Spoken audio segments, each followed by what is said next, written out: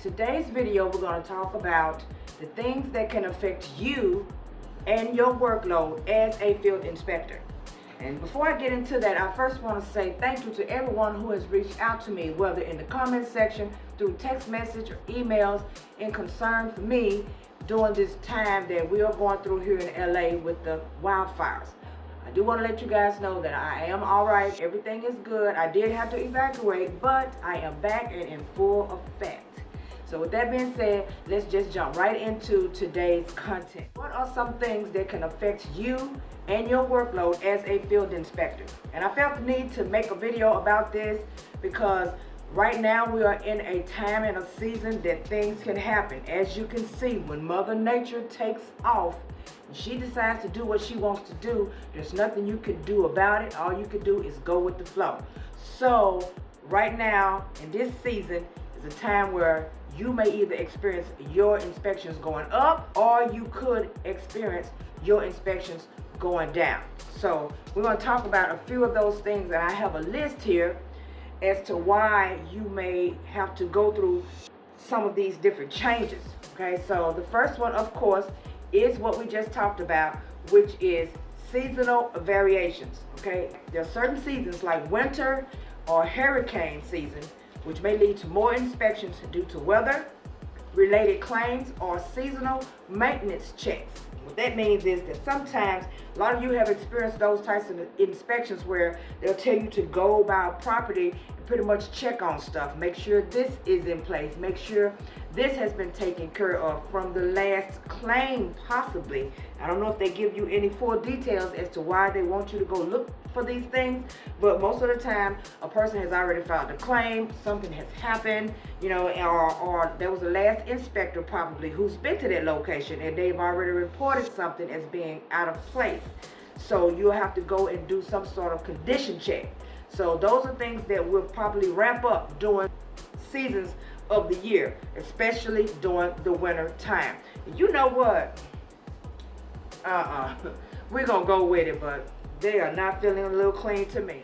So as far as that's concerned, this can either increase your workload or it can decrease your workload. It depends on the time of the year. Like right now with the fires, I don't know exactly what's going to happen. I haven't been doing homes in a while, but I know there are a lot of people who are actually doing home insurance inspections. I worked the Pacific Palisade. I done cut my finger. Ooh. I worked the Pacific Palisades location over by Malibu for a long time. And it was a location that I didn't choose to be at, but it was somewhere they always asked me if I would go. So I'm very familiar with that area, and I'm familiar with a lot of those homes that I've seen online. And it is yet and still a very, very sad situation. But with that being said, I know that if I was still working mainly that area, that would most definitely affect the amount of insurance inspections that I have going forward, at least for a long, long time. If you are working in California and you're working in that area, of course, you can look for your inspections to slow down or for them to be trying to put you in a different location. Things will change just as the seasons do. Weather conditions, of course, extreme weather such as floods, storms, heavy snowfalls. Those of you who are in locations where you have hurricanes or tornadoes, things of that nature, all of those things can affect you as a personalized home inspector, because these homes, it's going to either make it difficult for you to get to the location, or you're going to experience a lot of canceled inspections, or you are going to experience a lot of renewal appointments that probably will take you forever to get a hold to the insured to even get to their location. You just don't know. It's a whole lot of different things that can play a part in it, and the weather makes it even worse for you, because as an inspector, you know, you'll be outside and you're going to have to adapt to the weather, to the environment, wear clothes, particular types of gear, depending on where you are, to make sure that you stay healthy while you do these types of inspections. So that right there will play a role as in your day-to-day life as an inspector. Okay, the volume of claims within a specific region can directly impact the number of inspections that you're assigned. the volume of claims. Let's say, for instance, I am doing home inspections right now, and the most of my inspections are in Pacific Palisades or in Easton, somewhere like that. And there are a lot of homes that are still there, but it has experienced some sort of damage. There could be a possibility that claims for the inspections will go up. Now, bear in mind, now a lot of us are not doing specific type of inspections. We're only going there for particular things. But when these types of things happen, the insurance carrier may still want your contractor to send you out to actually make sure that certain things have not taken place. You'll have specific instructions that'll be on your files that'll tell you what all they want you to be looking for when you go to these homes. Your claims files will either go up or they could possibly go down. All right, geographic locations. If you're inspecting homes in a large, spread out area, of course, you already know travel time and distance can impact how much work you can complete in a day because it's spread out. So this is for those of you who have mentioned to me that you get work, but there's no way you could possibly do a certain amount of work in a day because you're traveling so far. Okay, this is to be expected if you live in an area where the homes or the businesses are spread out and making you have to travel a good piece to get from one location to the next, especially if it's something that you cannot control. Travel time is one of those things that we have to deal with depending on where we are, most definitely. So that will definitely affect your workload. Urban areas may have more homes to inspect, but could also present more logistical challenges, while rural areas might require longer travel times. And that is true, because my location from here to the first location may not be but 5 miles. And where I'm from, 5 miles was 5 minutes or 6 minutes. It was not 45 minutes to go 5 miles. So I'm going a short distance, but that doesn't mean that it's not going to take me just as long to get to that location as it did to take you to get to your location that's spread out with no traffic. The time spans that we have in between our home and that location will probably pretty much be the same. So it just depends on where you are. All right, so now let's talk about the types of inspections. Okay, there are different types of inspections, okay? You're going to have renewal inspections, you have post-claim inspections, you have new property owner inspections. You have there's a lot of different kinds that can go on and on. Okay, those types of inspections will determine how long it's going to take you to actually do the inspection itself, and of course the paperwork. So now what I'm saying now, this has nothing to do with the drive-bys. We're talking mainly about appointments for personal lines home inspectors. All of this is going to play a significant role into how long it's going to take you to get an actual inspection done. All right, that's going to play a part in your effort, your time, and all, depending on the specifics of the property as well. How big is the property? How big is the home? What all does the insurance carrier have the contractor that you're working for have you as the independent inspector go out and look for? What all are you looking for on this property? All of that's going to play a role. Okay. Also, compliance and regulation changes. New regulations and changes in industry standards may introduce additional requirements for inspectors, increasing the workload temporarily in the long run. Have you ever had some sort of inspection that you were doing for a particular carrier, and all of a sudden you start getting a new file that comes through with this carrier that you're not used to seeing, and now it has all of these extra tidbit requirements that they want you to kind of look into when you go do these inspections, and you're saying to yourself, I've been doing this type of inspection for this particular carrier for a while now. I ain't never seen nothing like this. What is all of this extra stuff? That is what you call changes in regulatory and compliances. Okay? So now, as far as technical tools, all right, so some of you are already using mobile apps.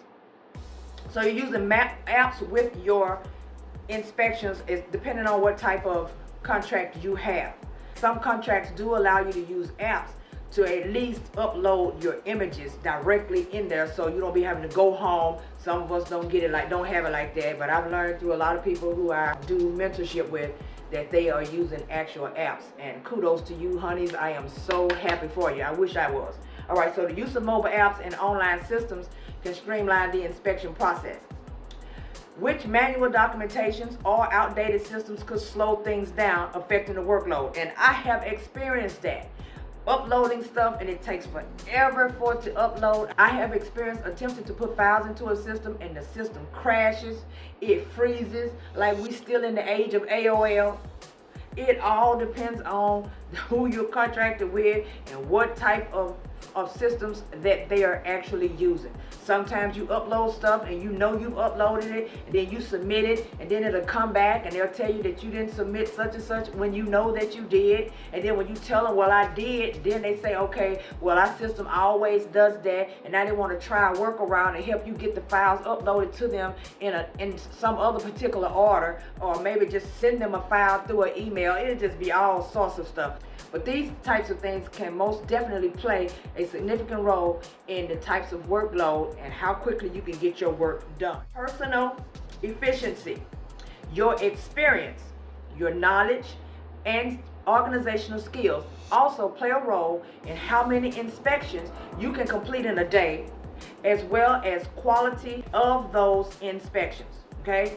So of course you guys already know that if you don't have experience and if you don't have any knowledge or any type of organizational skills, it's going to really impact how much workload you can actually get done in one day. Now, we've already talked about that on several different videos. I was about to say vehicles. Okay, we've already talked about this on several different videos, and so you know how important it is to get some sort of experience, gain as much knowledge in what you're doing as possible, and get very organized. Come up with strategic ways of getting your work done so that you can get as much done in a day without spending all of your day, unless you want to. Now, you can spend all of your day, and if you are extremely organized, you can make a lot of money in a day. Okay. Staff and resources. The number of inspectors working in your area or within your company can influence your workload. Limited staff can lead to an increase in your responsibilities. All right, so that just goes to say, if you work in a small area somewhere and you are doing inspections with a company, and then this company just keeps hiring all of these people and keeps hiring all of these people, not taking into account that they have someone who's doing the work, unless you one of those lollygaggers, because, you know, I'm not pointing fingers, but there are people who lollygag, okay? That means, for those of you who don't know, lollygagging means that you're prancing around, you got all day, I'm not going to make no appointments today, I'm going to wait till tomorrow, I don't feel like doing them today. My friend called me, want to go to happy hour. Don't let me cancel my appointment because you feel like you can do that. You're probably not handling all of your responsibilities on your own. You got people helping you, so therefore you don't feel like you got to, because hey, I'm working for myself. All right.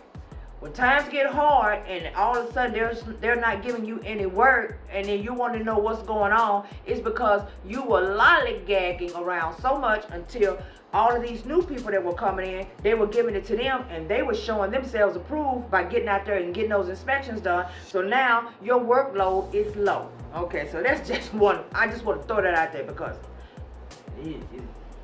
y'all know. All right. So property types and sizes. The larger properties or homes with unique features may take longer to inspect, which can affect the number of inspections that you can complete daily. And of course, we all know that to be true. If you go to a regular sized home, you know, just a regular home with a living room and a kitchen and 2 bathrooms and 3 bedrooms and a half bath back there somewhere, that home is not going to take long to inspect because that is actually a small home. 3 bedroom, 2 bath is a small home. Okay. If you run across one that has unique features, okay, all of these arc-shaped roofs and chandeliers hanging everywhere and all of this stuff and swirled staircases and all of that, that's going to play a part in how long it's going to take for you to get that house done. the size of the property matters as to how many you will possibly be able to get done in a day, because you're going to have to include not only the time that you're spending on the property, but the time that it takes for you to get from one property to the next. And this includes leaving your home and coming back home at the end of your day. And it will really impact how much workload that you are able to get done. Okay, the availability of information, the ease or difficulty of accessing property details, such as the past inspections or prior claim history, can also affect how much time you spend on each inspection. Have you ever pulled a file? Some of you who have, put it in the comment section, because there are some companies that actually give you this type of information, where you get a file, they give it to you to go do an inspection, and you can actually see some notes of the previous inspection of the home. If someone has already been there before, you could probably see some other information of what they were looking for the last time when they did the inspection at this location. If you guys have experienced that, please put it down in the comment section. Let's have a little chat about that, because a lot of people have not ever seen that at all, so they don't really know exactly what I'm talking about. But sometimes you will receive an inspection, and when you print out your PDF, which is a file, it may show somewhere on your paperwork some type of information pertaining to a previous inspection. And when you read it, you're like, oh, okay, somebody already inspected this location before, so now they just really want me to just do a double check and see what's happening. Or is this property still in the same condition that it was before? So all of these things will most definitely play a role, and specifically like in my case right now with the fires. You see what I'm saying? I don't know what will happen now from one day to the next as of right now, because last week I had a few that actually canceled because of the fires. That happened, and it just threw me for a loop, because I wasn't expecting it to happen, because LA is really large. We are the largest city in the nation. So for people to be canceling based off of certain little sections, I just was thrown off from that. But then I had to realize that they may live there. That may be where their homes are. Or they may have family members or friends who have been affected with the current circumstances, and they are trying to give them some sort of help. You just never know what's going on with people. So sometimes you just have to have a heart for folks, excuse me, and you have to just learn to go with the flow. And then not to mention that we just came off of the holiday season. You know, I'm still working, but my work is not as fluent as it was, because we don't went from holidays with people being off or somewhere traveling to now we're in the midst of all of these fires. But it is what it is, and I'm grateful for whatever I have. So glory be to God on that. But those are some of the things that will most definitely affect you and your workload as an inspector. And if there's anything that I missed out on or forgot, please drop it down in the comment section. Let's talk about it. And you guys, please like the video, because that is letting me know if you're liking the content, so I know whether to keep bringing this type of content to you. And in the meantime, subscribe, turn on your notification bell, because you know I'll be bringing you back something later. Thank you guys once again for looking in on me. It's much appreciated. God bless you all. Enjoy the rest of your day.